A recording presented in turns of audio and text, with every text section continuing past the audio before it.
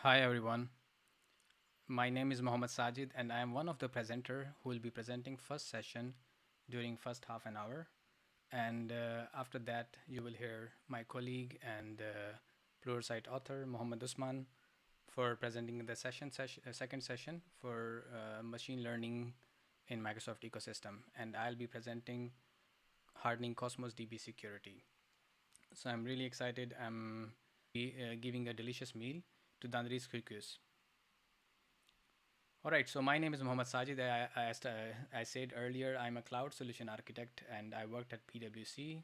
And I have a passion for turning whiteboard drawings into fully functional cloud native solutions. So I'm not a whiteboard architect or this kind of architect. I'm really hands on. I really enjoy coding. I really love building cloud native applications. I have a great interest in domain driven design, distributed systems, and event driven microservices, big data, and IoT.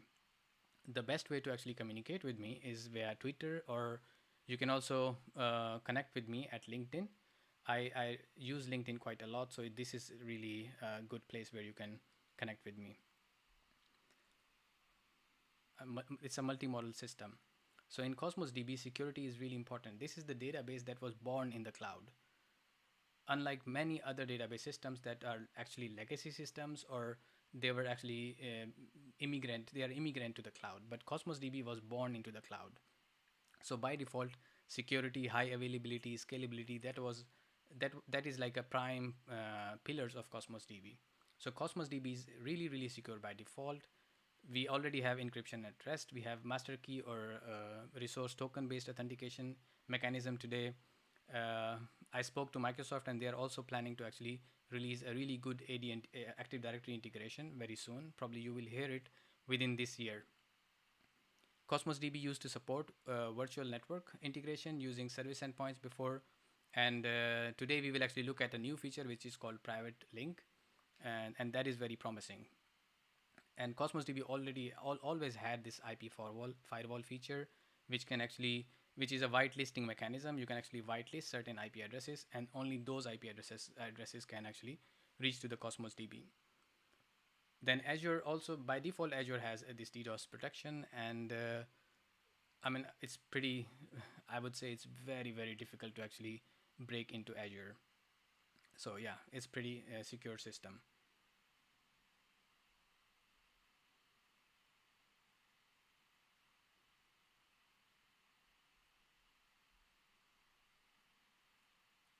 All right, so let's start with the Azure policies. So these are the new features that were announced in a Microsoft Build conference, and now we have new Azure policy supports in Cosmos DB. So there are built-in policies. So what is a policy? Policy helps us actually enforce organizational standards and compliance, right? For example, you can enforce advanced threat protection to be enabled on Azure Cosmos DB, or securing data by enforcing network access safeguards such as IP filter, as I said earlier, virtual network endpoints, or limiting the amount of throughput that can be provisioned. So before there was no such thing. So now they have a built-in policies. So you can see 5 policies already there, and on the top you can see one initiative. Initiative is basically a collection of policies. So you can group more than one policies into an initiative and then assign those initiatives.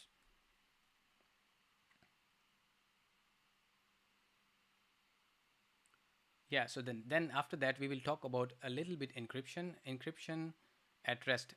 I mean here there are two types of encryption mechanism, like service managed keys and customer managed keys. So actually encryption was always there in Cosmos databases, and the encryption keys were managed by Microsoft. We call them service managed keys. This is like a first layer of encryption.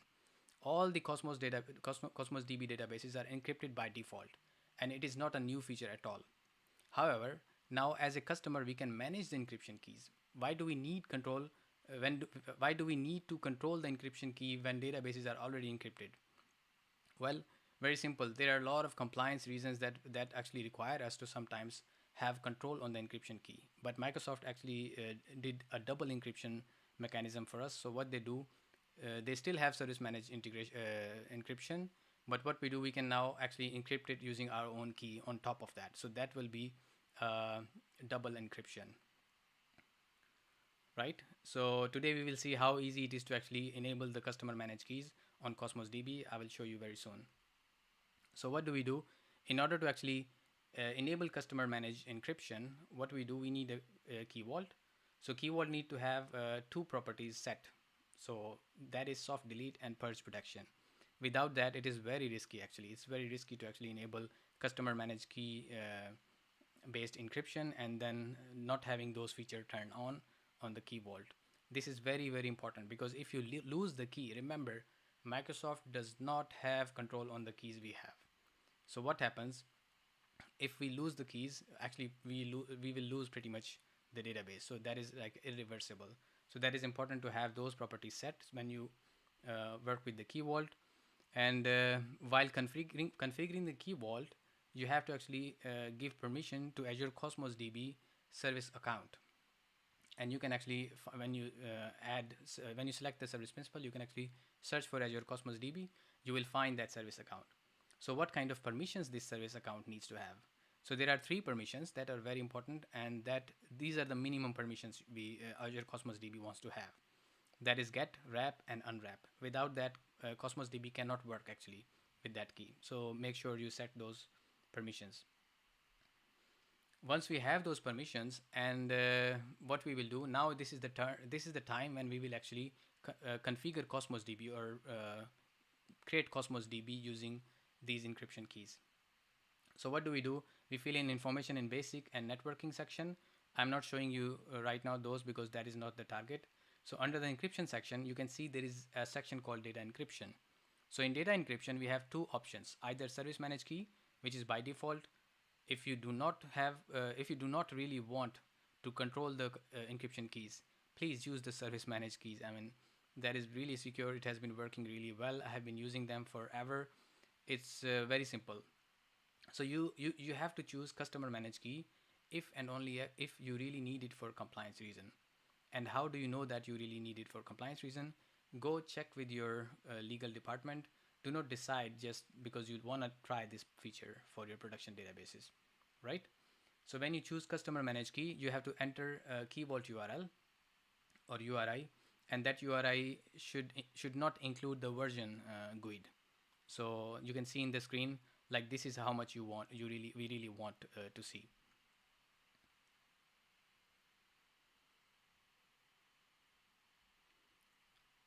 All right, so when the data encryption is enabled on Cosmos DB, you will see this new section under settings. It's called data encryption.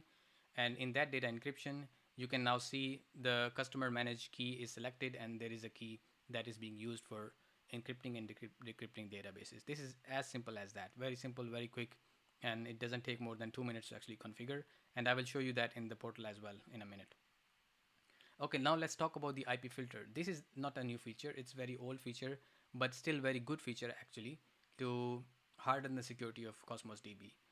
I suggest you do not allow all networks, because this is that means your endpoint is already in the internet. It is reachable from the internet, and then you are only on the mercy of like that master key or resource token. So if you lose the master key, you will pretty much lose the control on your Cosmos DB. That is very, very dangerous. However, if you select selected networks and then choose certain IP addresses or a CIDR, you can add a CIDR range as well, so that only IP addresses in your company can access the Cosmos DB. So at least you have some more protection. So that is another important thing to actually do for hardening the security for Cosmos DB. All right, there is one more very important thing.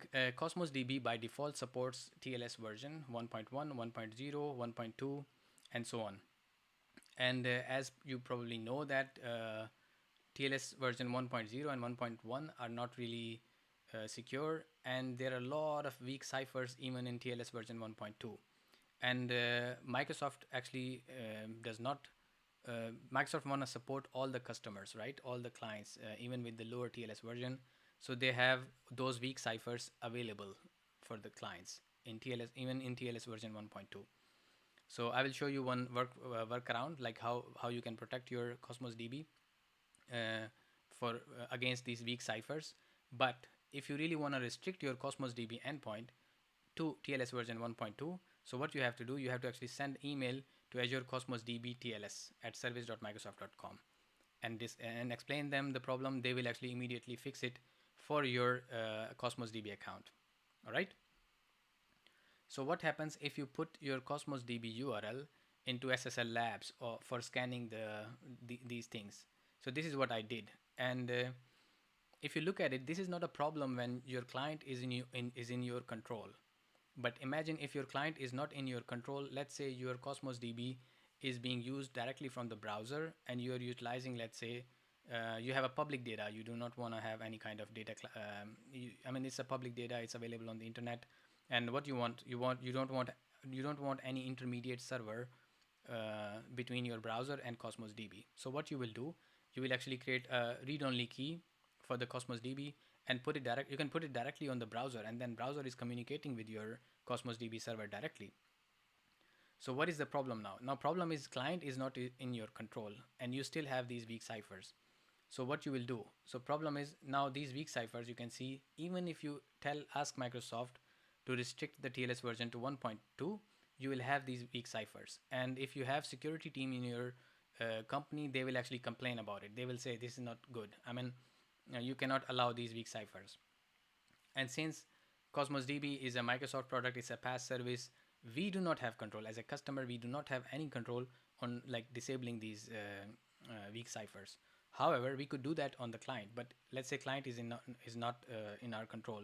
So there is a really neat work around. I will show you very soon that you can use, and actually it will work really well.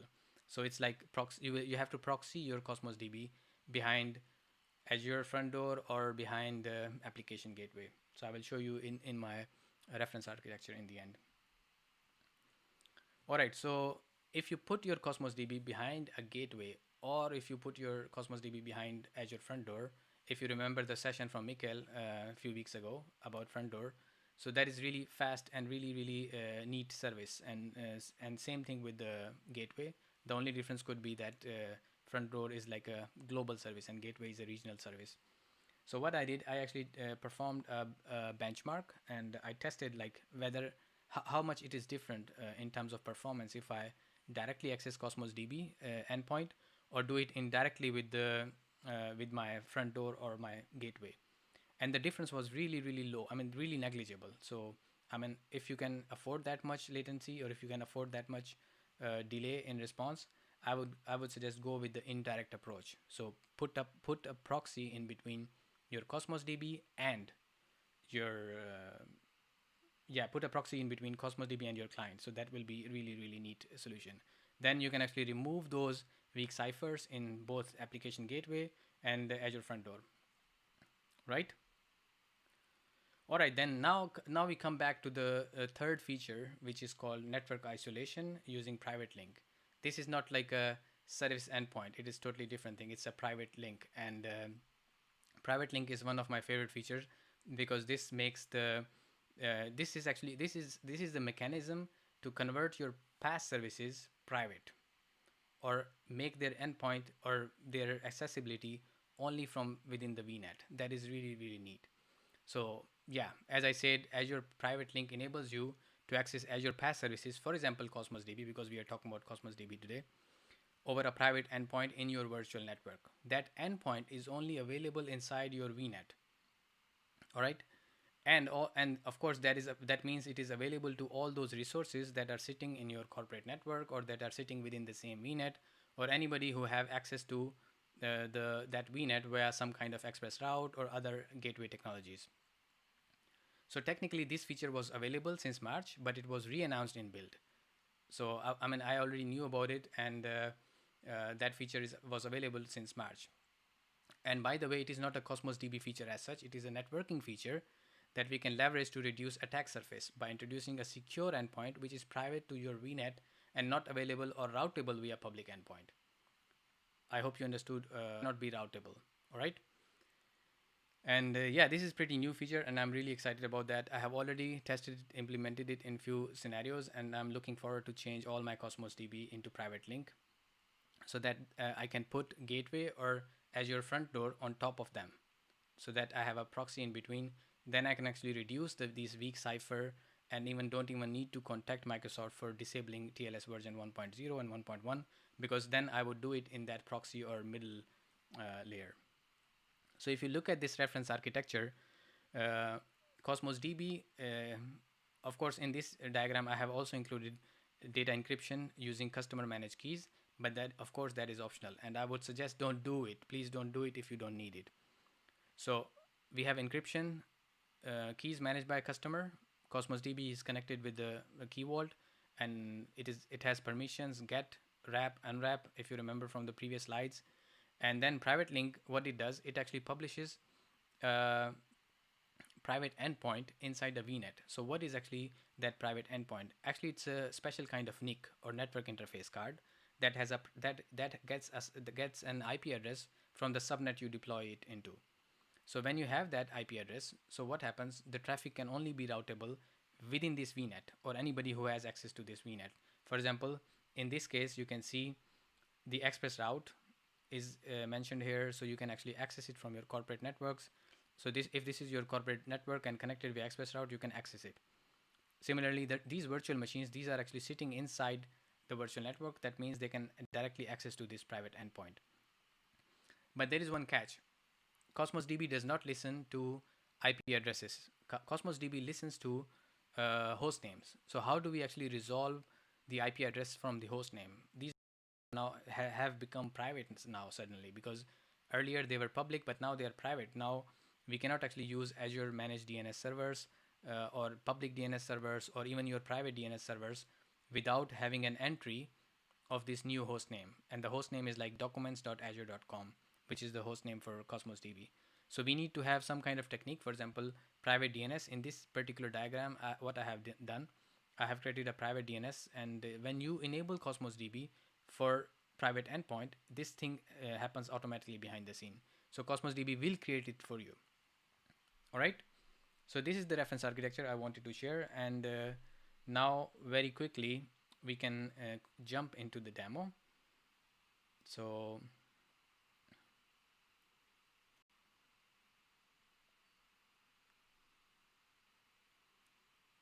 all right, so I'm logged into Azure, and you can see here is the Azure.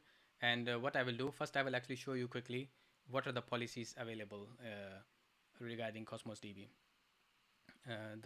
You heard me.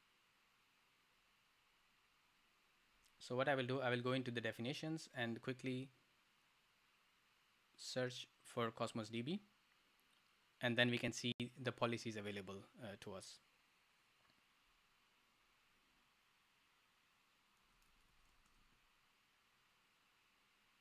So these are the policies, and you saw that earlier in a slide screenshot.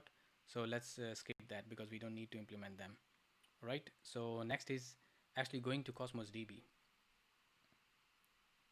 So I have created a couple of Cosmos DBs in my subscription. So now you will see a resource group where we have all the Cosmos DB accounts I have. So I have created 2 Cosmos DB accounts. One is with the private link, and the other one is actually still using the public endpoint. So the one with the private link is, which I can show you quickly.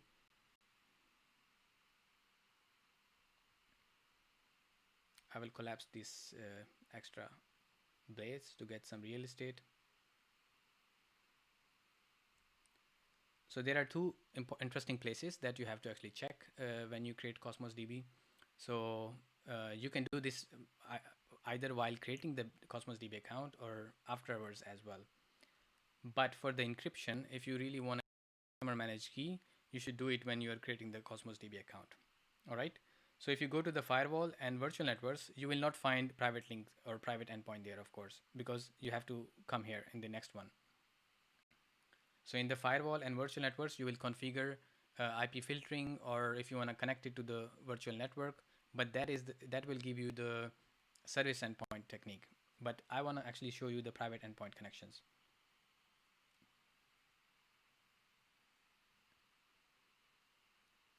And strangely, Azure portal is really slow today. And I'm not surprised because this is what happens in most of the demos. So let me refresh it.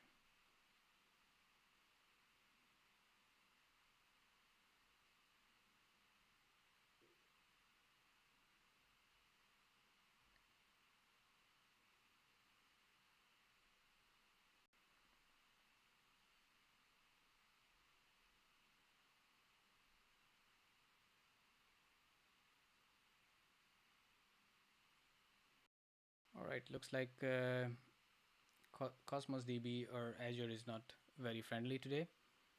So what I will do, I will give it 1 more minute and then I will actually go back to my slides.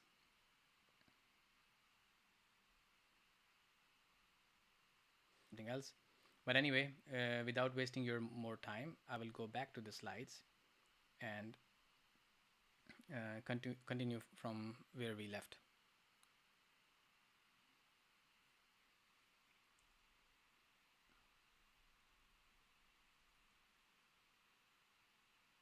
All right. So unfortunately, you couldn't see the real demo of Cosmos DB, but I hope you get the point. So please use Azure Policies if you really want to make or really want to secure your Cosmos DB deployments. This is the thing that helps you before even a deployment starts. So use Azure Policies. All right. Use customer managed keys feature only when required. Please do not do it, as I said so many times, just for the fun. Don't do it, and don't do it on the production environment, right? If you lose the keys, you will lose the data. Use private link feature to reduce the attack surface. So private link is a game changer. So what it does, Cosmos DB, it removes Cosmos DB endpoint from the internet. So nobody can reach it from the internet. So the only way to reach it is via your VNet, and then you have enhanced security of network. For example, network security rules you can attach firewall, you can do routing rules, and you can do so many other things. You can even attach extra DDoS protection plan on your VNet. However, Azure gives you a DDoS protection on all the Azure resources, but you can have one more on top of it.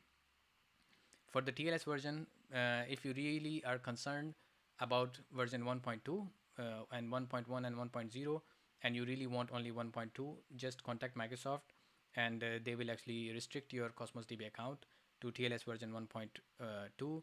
But if you are really worried about the weak ciphers in TLS version 1.2, then you can actually take the design that I have proposed and actually protect your Cosmos DB behind a proxy. And proxy could be, as I said, your application gateway, or it could be front door. And in the end, don't settle for the right solution. Find new ones and keep learning. If you have any questions, please put them on a chat. I will give you like fixed 3 minutes to write something if you have. Otherwise, you can contact me on Twitter or LinkedIn.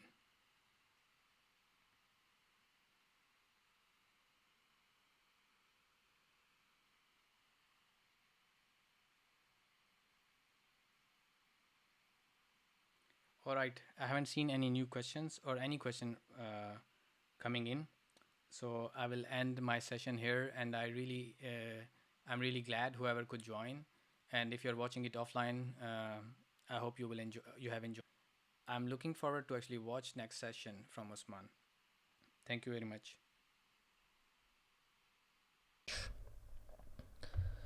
And let's start the presentation. Thanks very much for this technical inconvenience. Apparently, I was running also the microphone mic beside my standalone mic. So every time you learn something. Hello everyone, my name is Mohammed Osman, and welcome to this session on machine learning in Microsoft ecosystem. You can reach me at Cognitive Osman in Twitter or at my personal email, mohammedosman@smartercode.io. So let's proceed and see. So I am a .NET and Azure developer, and with an interest and focus on data science last few years. I'm running a blog with a message called Making Your Code Smart and Your Career Smarter. So my focus in the blog is to share some techniques around AI and around making your code smarter, things around coding practices and design patterns, and also career related tips, things on things on interviews, IT consulting, and so on. So it's on the soft side of IT, so to speak. I'm a Pluralsight author. I published two courses, and my third course should come this week. And soon I'm running an email course, and the email course will be most likely about building a machine learning solution without machine learning knowledge. So if you are interested on participating on which topic to be added to the email course, please feel free to register yourself here and fill the survey. And finally, I am a PUBG lover, so I like playing PUBG, and one of my friends and mates in PUBG, he's actually watching this session, and I would like to say hi for him. So let's see what agenda do we have. This presentation is a 30 minutes presentation, and I believe it's quite short presentation for machine learning. However, we will try to learn the most out of it, and at least you know the directions and the right tools to apply the machine learning in the right situation.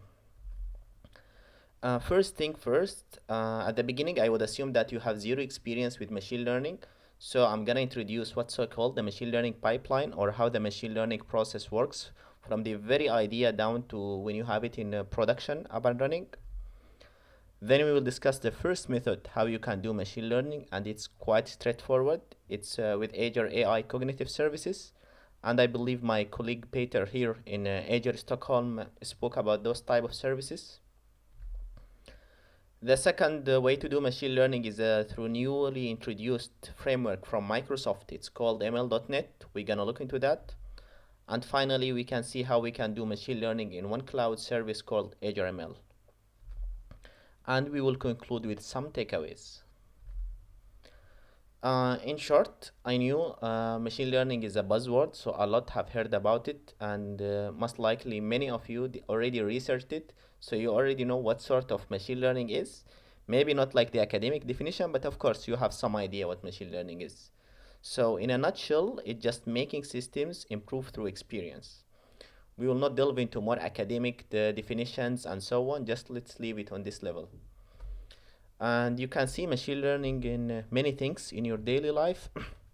Things like forecasting sales, how many units you're gonna sell, what will be your sales in the upcoming quarter, and so on.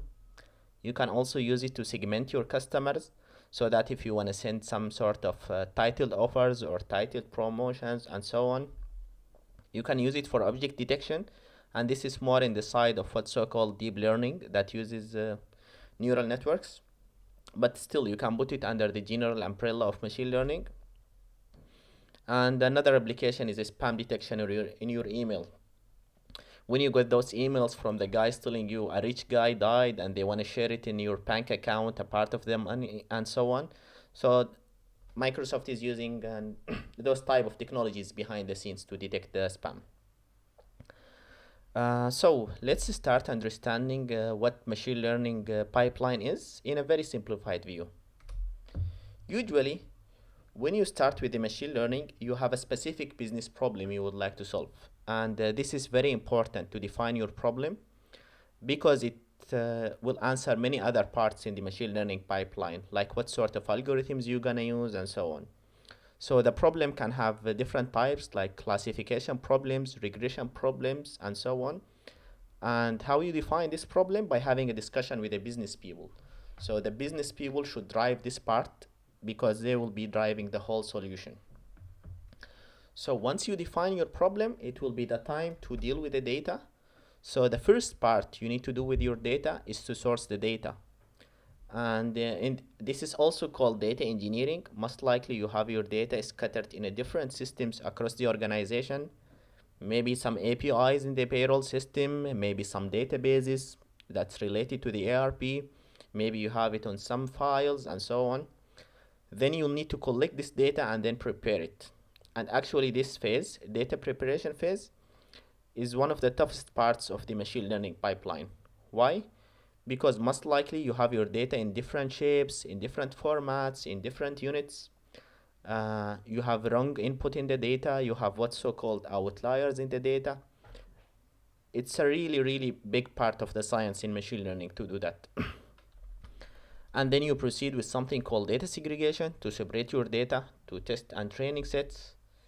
And then you go to more model training and model evaluation, and this is when you train your data on the machine learning model and then evaluate its performance. And then you deploy your model to production and you continue monitoring that model performance. And that phase of machine learning, we call it operationalization. We will look into these phases in detail in the upcoming slides, but this is the big picture of machine learning. And From there, we will be driving other parts of this presentation, because all the services we discussed previously are helping in one or two or more parts of this machine learning pipeline, so it will be very useful to understand the big picture. If you are interested in more details and looking into things more deeply, I have one Pluralsight course called Building Your First Machine Learning Solution. You can find it in the link on the right. Feel free to jump there, and there I'm trying to take things in a much deeper level of details. So, as we discussed, the problem definition phase helps us to answer many other questions in the machine learning pipeline. Most importantly, what would be the suitable type of algorithm we are going to use? And then we proceed with the data sourcing and preparation phase, and this is actually quite complex phase, and some data scientists mentioned that this takes around 70 to 75% of their effort, because machine learning all comes down to the data, and if you have garbage in, then it's garbage out. So if your data is not clean, your data is not removed from outliers, the features are scaled properly, normalized, and so on, the machine learning model will not function properly. So you need to put a really, oops, sorry, let me take that. So you need to put a high effort on the data preparation phase and understand your data properly. And in that phase, you need to work closely with the domain expert. And then you proceed with segregating your data into different train and test sets. There are many ways how you can separate the data sets, and depending on the method that you use, that has an impact on the machine learning model performance and the training time. But this is something just to keep in mind. You need to train your model. After you train it, you need to test it. If you want to look more details into the data preparation and so on, also I have another course titled Exploratory Data Analysis in AWS Machine Learning. Even though that course is titled AWS Machine Learning, but in fact it has nothing to do much with AWS more than the exploratory data analysis itself. So I would say the content of this course remains generic. So feel free to watch that course, and you find the link of the course in the right. After we have prepared our data, all is okay, we have segregated the data to training and test set, then comes the time to train the model. And actually training the model, this is the part that requires the deep knowledge of data science, because you will have many options of machine learning algorithms to choose based on your business problem type, based on your performance considerations, based on the size of your data set, how many features you have, and so on. It's many parameters that affect which model you can use. And then that model, you need to evaluate it and make sure that it provides the right performance you are looking for. Again, the evaluation metrics depend on the type of the problem and the type of the model you are using.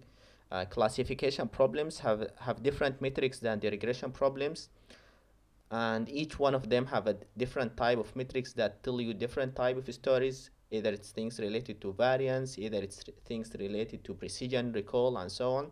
It's too much details. We will not dive into that here. But what I want to tell is that in that phase, like the third arrow, this is where you need the most data science knowledge, and this is actually where the machine learning magic is. The first two phases are more or less like generic knowledge. You will have some exceptions, like things around feature engineering, things like that, but the whole science and the magic of machine learning happens in the third phase. And after that, it's not only about training and evaluating the model. When that model is ready and you have trained it and all is good, actually you want to make sure that model keeps working, you want to use that model in production, right? Because you invested in the model, the business has spent money, you want to make sure that you can use that model. And you can do that by deploying it as an API, for example. RESTful API is a quite common way to deploy the model. And then you just send your data that you want to analyze and get insights back.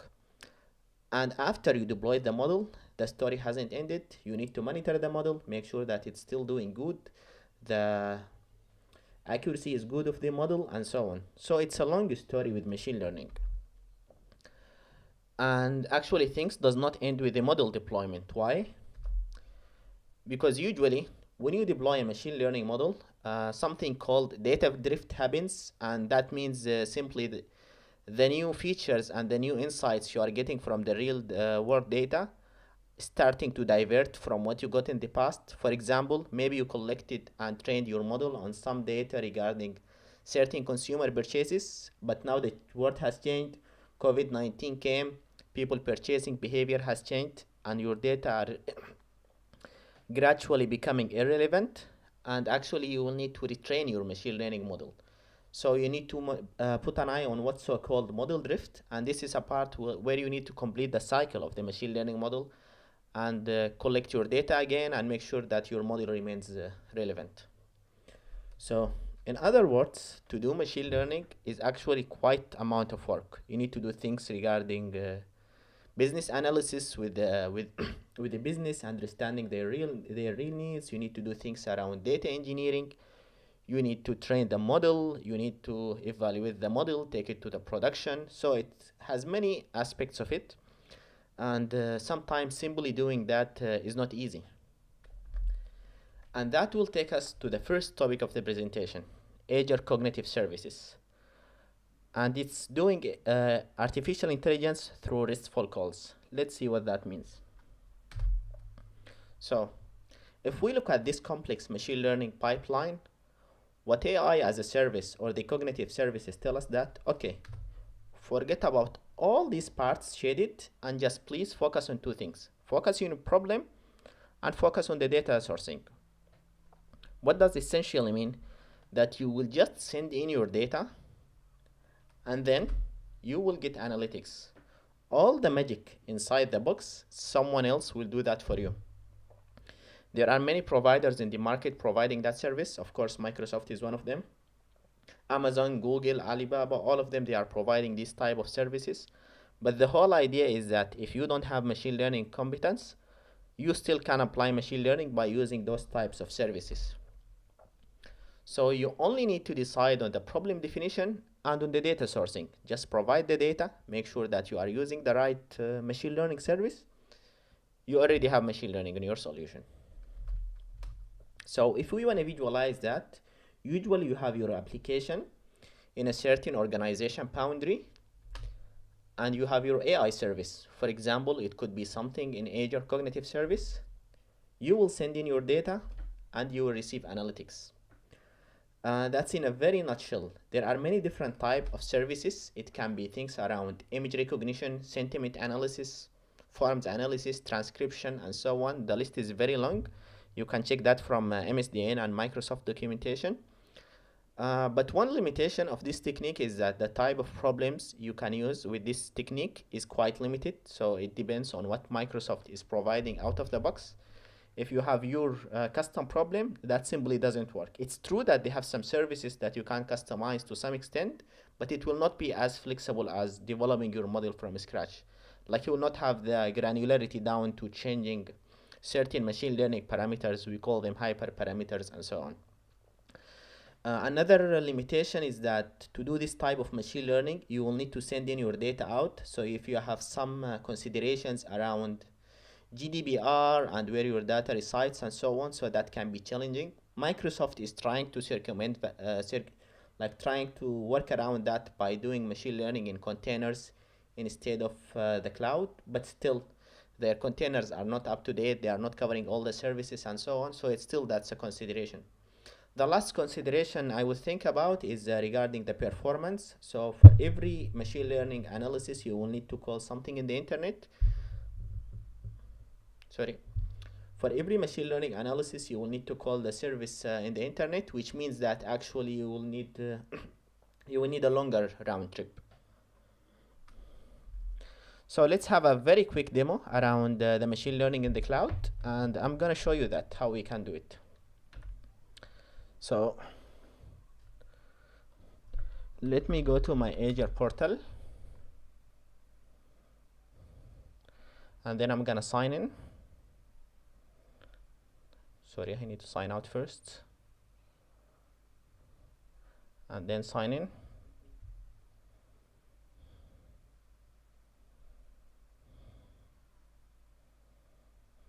And I have one resource here called cognitive service resource. So this is type of cognitive services. This resource in Microsoft is responsible of doing AI services. Here is a list of all AI services supported by this resource. And that resource simply provides two things. It provides an endpoint and a key. And those things I can configure in my application. So here I have some ready-made application that does OCR, which is optical character recognition. And this is one of the services provided by the machine learning, by the Azure machine learning, or sorry, by the Azure cognitive services to be more accurate. This is my subscription key that's I'm using. I'm gonna delete this straight away after the presentation, so you don't need to worry about it. And here I'm having a certain configuration for the endpoint, how I'm gonna do the recognition mode. And there are many code samples from Microsoft on this, so I'm not going to take this into detail how the implementation is, but I'm just going to show you the power of this. Let me run my solution. I will go to debug, start new instance. Let's hope that I don't have any demo ghosts. So it's running.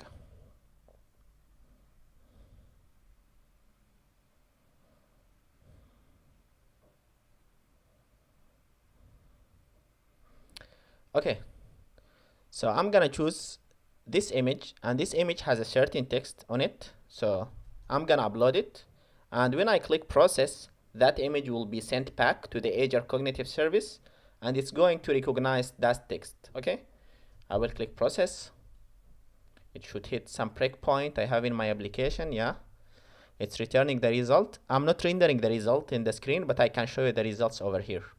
So it returns the result in a certain data structure. It calls it lines. And if you note it, each line will read the values from the image. And it also provides some coordinates, like for the words inside it, if you are interested. So simply, I did this text recognition with zero machine learning knowledge. All this code you are seeing here is just around calling APIs, filtering, formatting, and so on. It has nothing to do with the machine learning science. So essentially, any developer can work with that very easily. Okay, let's continue.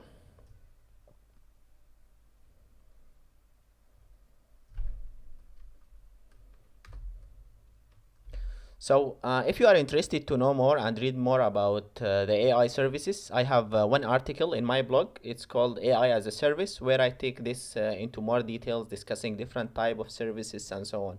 So feel free to read that article.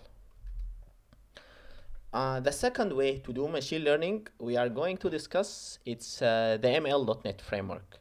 And ML Dotnet, it's a newly introduced framework from Microsoft that enables us to do machine learning from .NET framework. And it's an open source and cross-platform machine learning framework, so that means you can use it and actually contribute to it in the community. It has few important aspects that it's meant for .NET developers, so that means the programming style is .NET friendly. If you are familiar with .NET, you are more than welcome. It's possible to do the custom ML easy with tools, and we will see more on that soon. You can extend that with TensorFlow and so on, so this is more if you are having interest with deep learning and so on. You can easily use some components from TensorFlow.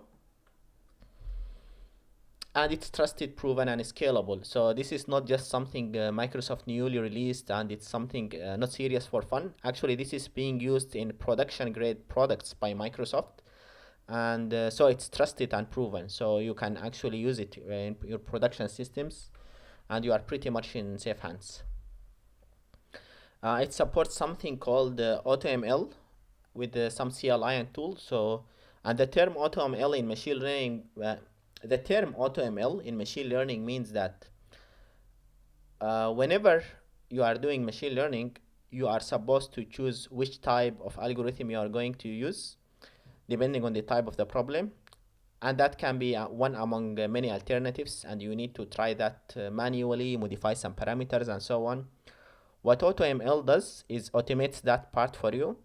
So the framework will simply try different algorithms for you with different type of parameters by giving it a certain time limit.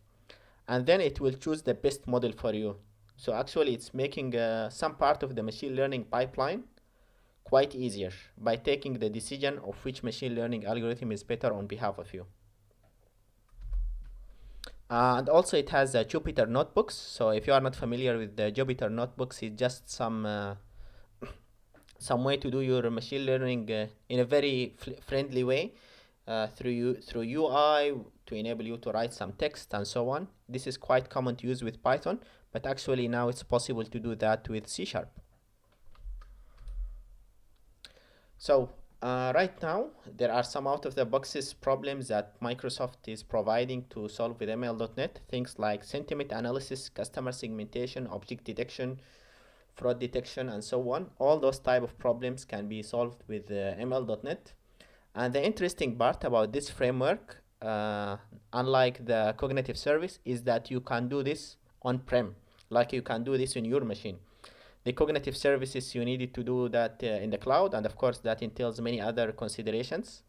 One consideration actually we didn't discuss there is the cost. Of course, Microsoft is not providing that service for free. You have to pay for that. If you do this in your end, then you are doing this for free. But of course, since you are doing that in your machine, then you are limited to the processing power of your machine. So of course, each decision has its trade-offs. So how we can use ML.NET? There are different ways. You can do that through either the code, like writing specific code to do machine learning. You can do it through a certain tool that's with Visual Studio called Model Builder. How to install it in Visual Studio? There is a tutorial from Microsoft over here. You can follow it. And actually, it's possible to do that from the command line interface. Just something similar to the .NET command line and so on. You can generate a machine learning solution pretty much without writing a single line of code. So I'm gonna show one demo, and actually that demo is from Microsoft documentation in the link shown. And I'm gonna show you how the machine learning ML.NET actually works. So this is my Visual Studio solution. And this is one thing introduced by Microsoft. It's called taxi fare prediction. It's a very common data set. So over here, I have my training data. I have my testing data.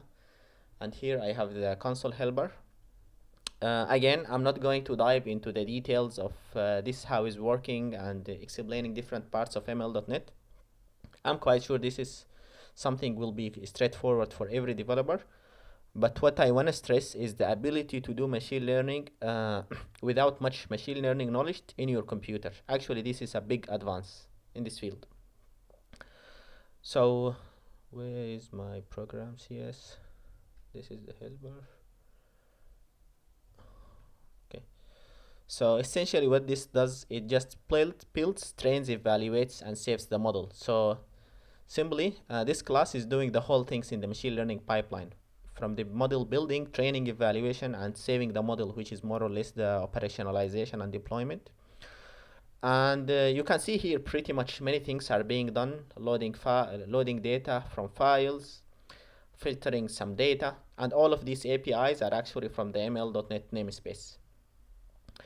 We do some certain type of transformation. This part is more related to the data preparation phase, one-hot encoding, normalization. These things are related to data preparation. If you are not familiar with them in machine learning, you don't really need to worry about that. We're gonna peek into our data. We're gonna choose a certain trainer. Trainer is one of type of the, this is a class that contains different type of training algorithms we can use. Some model training and evaluation being done. So this is, if you've done that previously with Python, this is quite similar to what you have in Python, but now they made it .NET friendly. And yeah, let me stop this one. Right click, debug.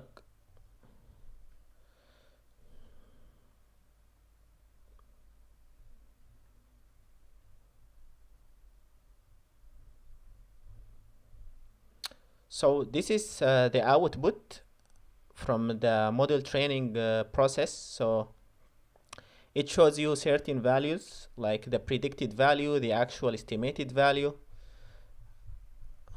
Let me scroll up to the training phase where it outputs certain parameters. And this is actually outputting certain metrics regarding the machine learning algorithm. So as we discussed previously, depending on the algorithm you choose, there are different type of metrics. Here it outputs all of those metrics, and actually it generates also one graph if you want to examine the predicted value versus the measured value. And we can see the prediction is quite good actually. So the values are not far from the ideal line. So as I discussing details of ML.NET is outside the scope of this presentation. It's more about to introduce you what's there in the machine learning ecosystem in Microsoft, and ML.NET is one of those options. Another part with ML.NET is that is that if you are not interested in writing code using ML.NET classes and so on, there is a very interesting tool developed by Microsoft called the Model Builder.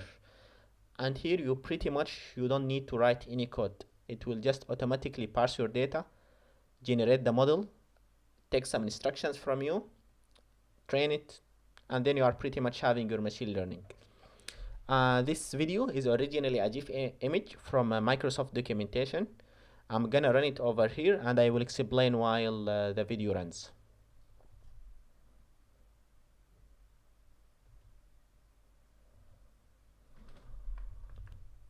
Oops, sometimes the demos don't like you.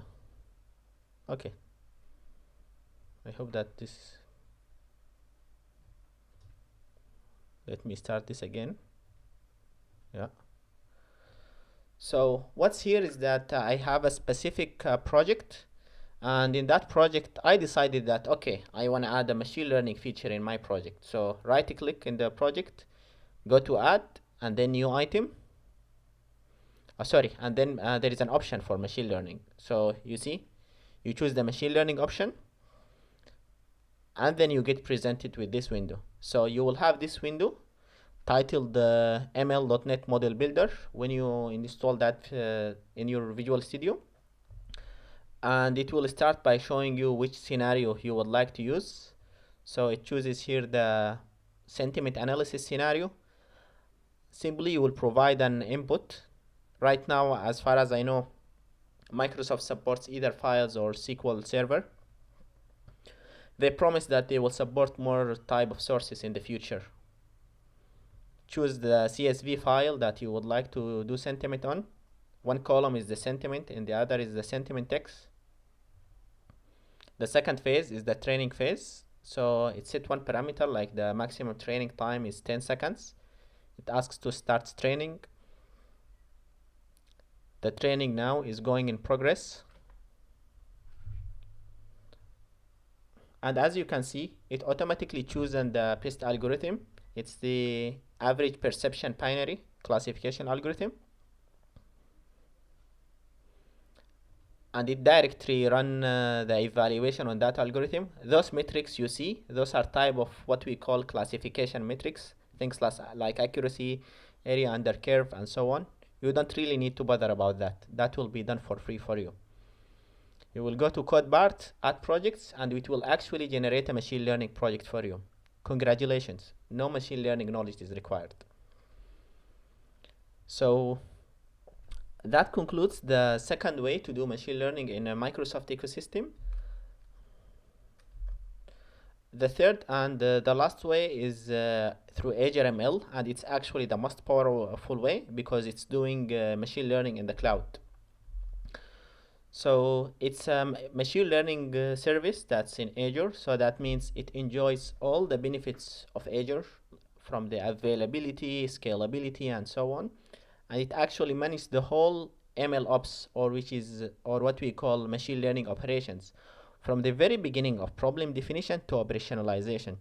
So you essentially define your problem, upload your dataset, do your data cleaning, do everything you need with your machine learning in Azure ML, down to monitoring the model performance and deploying it as services for the consumers. So simply, this is like your full bag of machine learning. And as we mentioned, it enjoys the power of the cloud, so simply it will be scalable out of the box. And it's very suitable for large data sets because you can link it with other big data services things like Azure Databricks and so on. And to do machine learning in Azure ML, there are a couple of ways. The first way, if you are a really hands-on data scientist, you can use what's so-called Azure ML notebooks. And this is quite similar to what you do in Python. So you create your model by hand, you optimize the model parameters and so on. Azure ML supports that. So if you are a data scientist and you know programming with Python, you are welcome. If you are a data scientist but you don't have a machine learning competence, there is something called Azure ML Designer, and it helps you to create machine learning model by drag and drop. So there are many blocks, so to speak, of different type of operations you need to do in machine learning that you can simply drag and drop, and then you connect different types of the data together. For example, over here we have the automobile price data. It's a raw data, and then one box is used to select certain columns from the data set, and then another box to clean the missing data, another box to split the data, and so on. So the whole idea is that rather than writing code yourself to do that, you can do that with drag and drop, and you take that down to the model evaluation. The last option is that if you are not a data scientist and you are not a machine learning, and you are not a programmer, you don't have a programming experience, you can use AutoML in cloud. So this is similar to the AutoML we've seen in Model Builder, where we generated a model quickly from the CSV file. You can do the same in Azure ML. Of course, what's in Azure is more powerful and there are more options. So you still can do that in Azure. So we spoke about many things, and I believe it's been a quite dense session. So let's try to find just a quick way to decide when to choose what. So if your data should be in premise, then you can use ML Dotnet or Azure Cognitive Services on containers. As we mentioned, there is a version of Azure Cognitive Services and containers. I believe I have a blog post around that. I don't think I included the list in the presentation, but you can find that in my blog. The other scenario, if you don't have much machine learning knowledge, you can use either the machine learning model builder that we see a video of, or you can use Azure Cognitive Services, or you can use the Azure ML automated ML. This is wrong actually, not model designer, because model designer requires machine learning knowledge. If you don't have a programming knowledge, then the only possible option will be Azure ML, because cognitive services will require programming, ML.NET will require programming.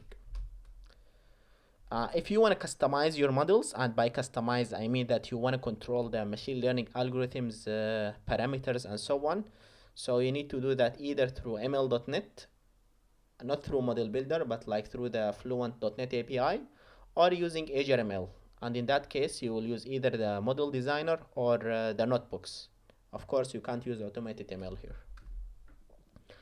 And this is a quick picture to summarize everything. So, to finalize this presentation, let's see what key takeaways we have. Machine learning requires many steps, requires lots of effort and knowledge if you want to do it by fundamental principles. From what I've seen, it's very few organizations have like the luxury to spend money on very specific machine learning pipelines, and many of their problems can actually be solved with the ready-made machine learning services.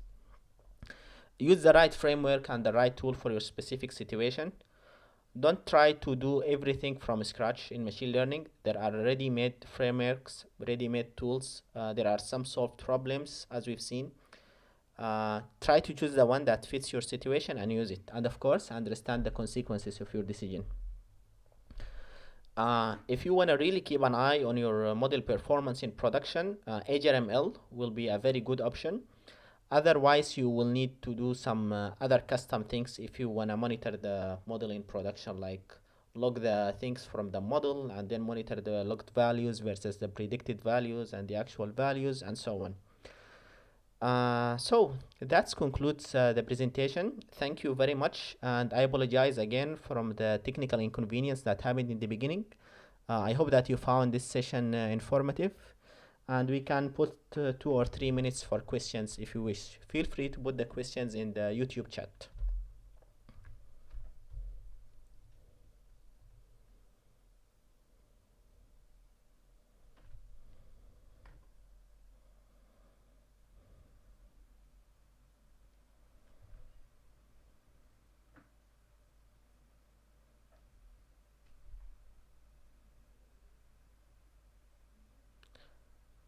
Any questions?